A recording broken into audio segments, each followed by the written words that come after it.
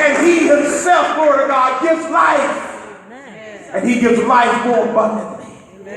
And we waste so many days and so many hours and so many years in trying to say, I want to figure out where I'm from. Ancestry.com, they make so much money today because people just trying to tap into where they came from.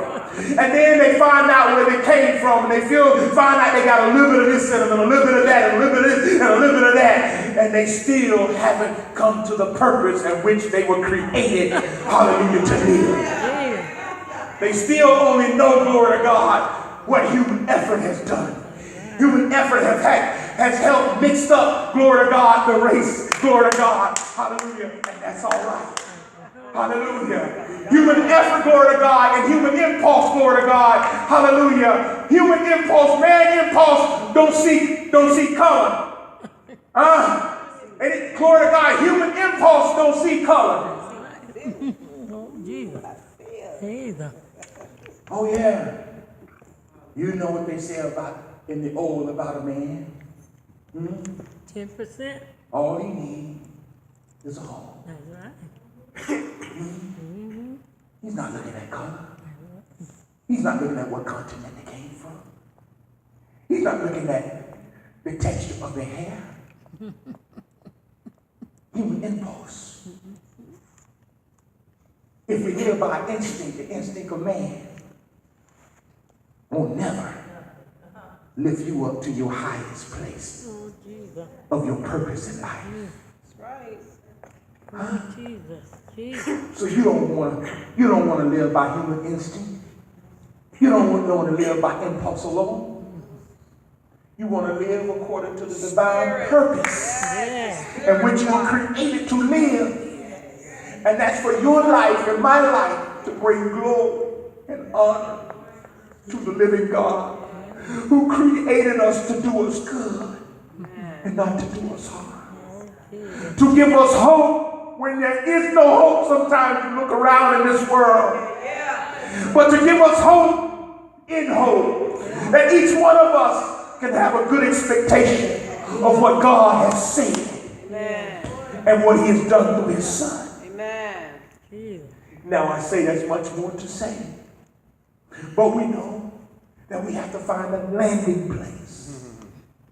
And the landing place is knowing that, glory to God, that everything was subdued by him. Brought back into harmony with God. Into a place where God is not angry with man. But God demonstrates his love. And through Christ we can see that God loves us. How long? Always unconditional. Everlasting love. No conditions on this love. The only price on this love was the price of his son. Yes. It cost him everything. High price. It cost God everything to show us how much he loved us. What's our worth? Yes, our To value. show us that he created us for himself. Not for destruction. Not for worldly pleasure. Not for lust of the eye or the pride of life. Not for just human achievement.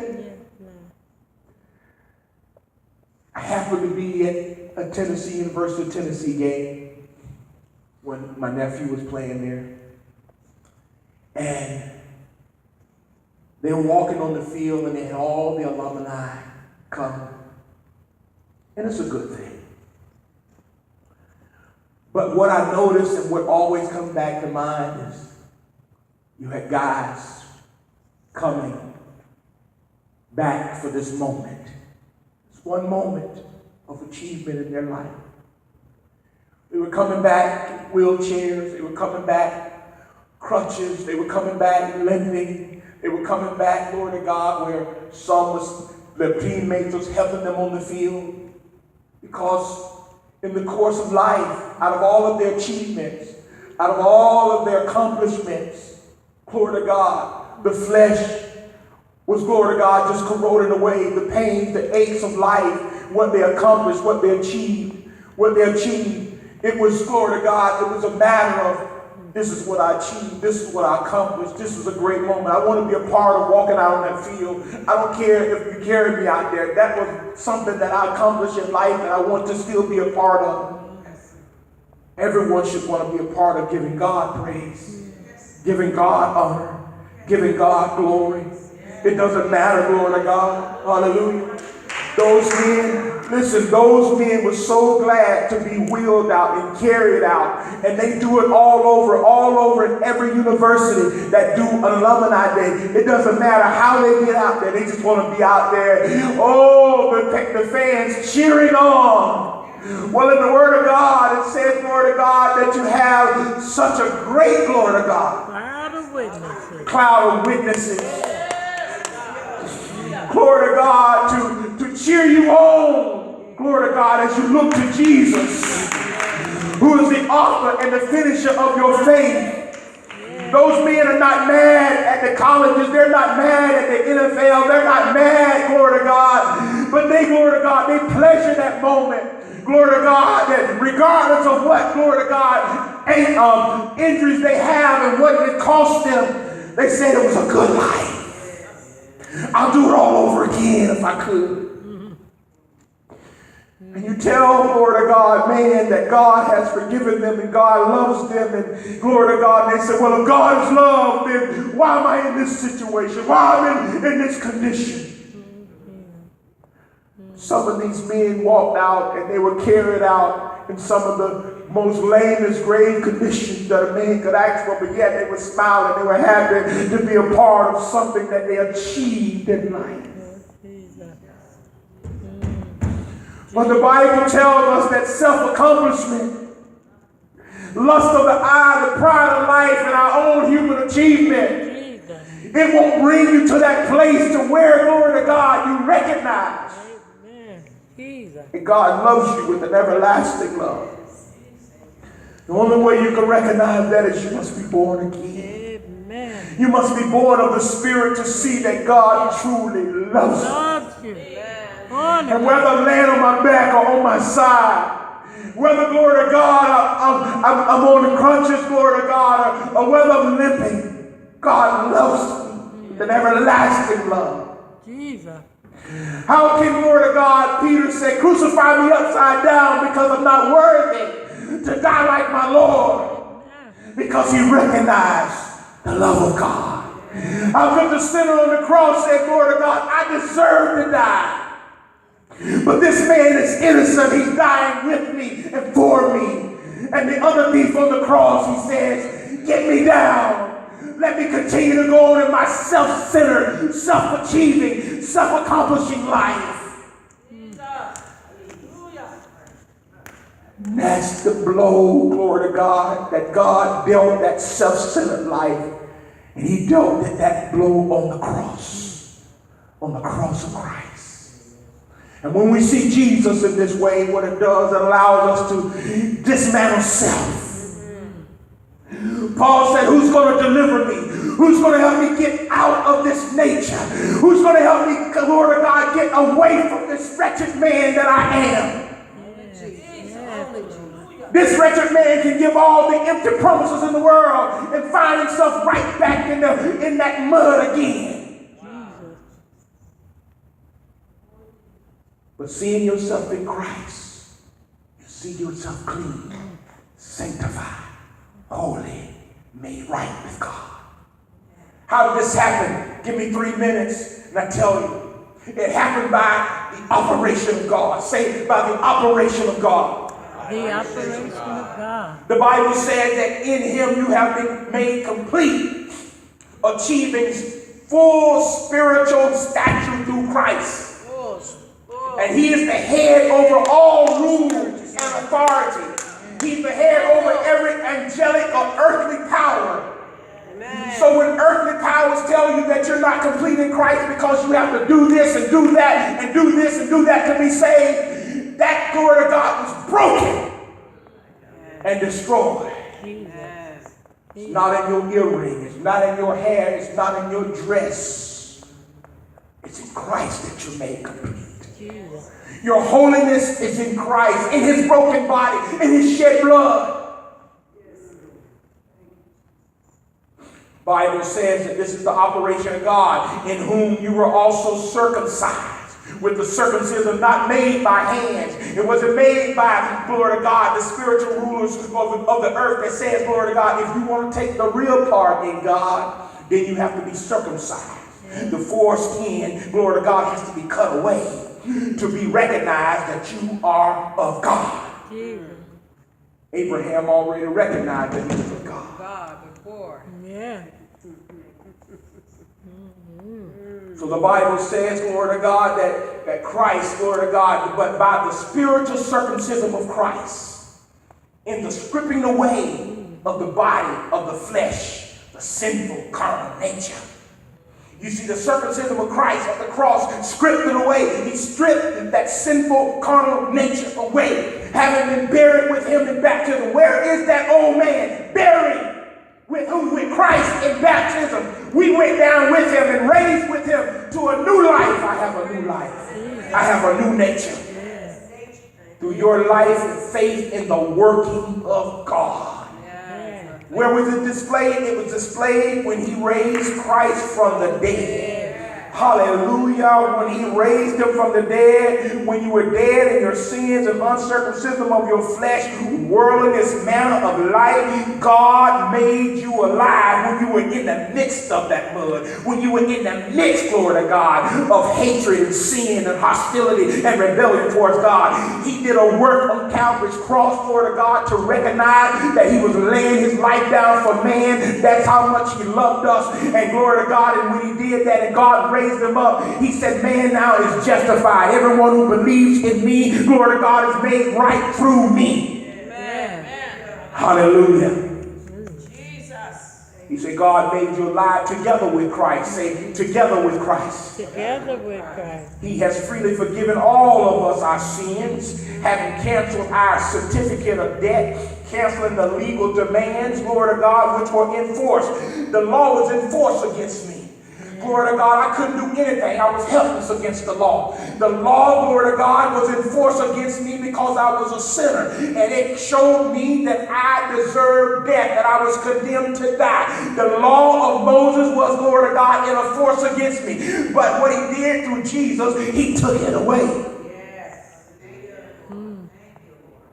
And he didn't take it away to remove the law as if the law wasn't any good. He took it away, glory to God, by, glory to God, allowing Christ to fulfill the law. Amen. So now the certificate of debt that was against me has been removed. Has been paid. Yes. Well, what's in its place? Because if you remove it, you got to put something there. That's right. Because if not, only thing I'm going to see is that what was there. Taken away. Yes. So now what did he put there? He put Christ there. Showing me that I'm forgiven of all my sins. Where is that certificate of debt? Right. It's in Christ. You believe in Christ? Hallelujah. You're fulfilling the law. You're fulfilling the perfection of the law in you. Christ in you, faith towards God, allows you to acknowledge that the law is good. Right. See, now I can stand and oh, the law is good. The law is perfect. Hallelujah. Yeah. Glory to God. Say Christ in me. Christ in me. The hope of glory. The hope of glory. And what did he do? He disarmed the rulers. He removed all this, nailed it to the cross. He disarmed all the forces, evil operating against me. He made a public example of them, exhibiting them as captives in his triumphant procession, having triumphed over them through the cross. Yes, amen. Hallelujah. Hallelujah. That's why people don't like the preaching of the cross. Right. Because they don't want to acknowledge that God did it all himself. Right. With himself. Amen. Yes. Tell me about where I came from. That's right. Something pleasing to Tell me about, glory to God, the riches of Egypt. Oh, Tell me about all the ivory in Africa. Tell me about all that and what man took from me. And how he didn't give me my mule and all my acres of land. And glory to God, and they still stealing from me. Yes. Oh, glory to God. Hallelujah. Well, there's a whole message to that. But I want you to trust in Jesus. I want you to trust in the Lord of Lords and the King of Kings. Amen. Trust in the only one that can give life and life more abundantly. That's right. And the way he gave life, he gave life to whether we were born as a pauper or whether we were born as royalty kings. He tore down that wall of prejudice that would destroy us, and we would destroy one another. He made one perfect man in Christ and brought us together. Hallelujah. We have access by one. That's the way we see ourselves in Christ. That's right. Jesus. That's what stops the wars in Christ. That's right. Yes. Take your cups quickly, please. Men killing one another. Through ignorance. Yes, Lord. Amen. Not Hallelujah. knowing God's purpose and plan. Amen. Not knowing His love and The His love offering. of God. Yes, Lord. Jesus. Hallelujah. Thank you, Lord. Thank you, Lord. Thank you, Jesus. Thank you, Jesus. Thank you, Holy Spirit. Hallelujah. As we know by now, in the name of Jesus, we only do this because the Word of God tells us to do this as often as we do it. And we happen to do it as often as we can each week. Right. The scripture says when we do it in remembrance. Not to remember your sin, Yeah. but to remember that through his broken body, that your sin has been taken away. Remember that you've been made holy through the blood of Jesus and through his broken body. Remember that he carried your sorrows, your sin, your sickness. Remember he carried, glory to God, everything for you. That you're never alone. He is with you. Unconditional love for you and unconditional love for me. Remember that by his stripes you are healed. Say, I am the healed of the Lord. I am the healed of the Lord. I am blood bought. I am blood bought. I am loved of God. I am loved of God. And in the name of In Jesus, the name of Jesus, I am purchased I am purchased by him, by him. his possession. His possession. I am his, I am his. and he is mine. And he is mine. Break and eat. Yes, Lord. Hallelujah.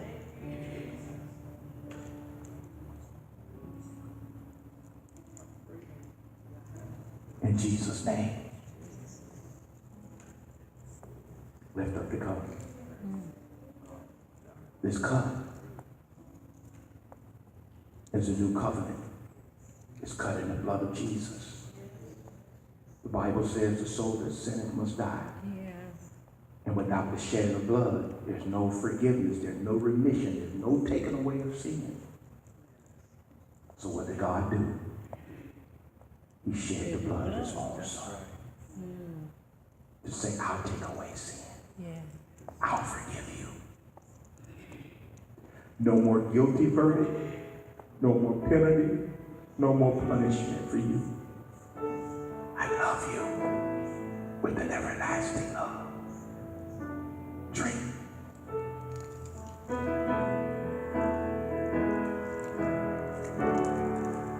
That's how we celebrate.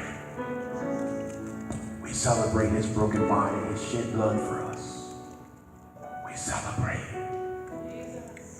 the new life that we have in Christ. Thank you, Jesus. We celebrate the new nature.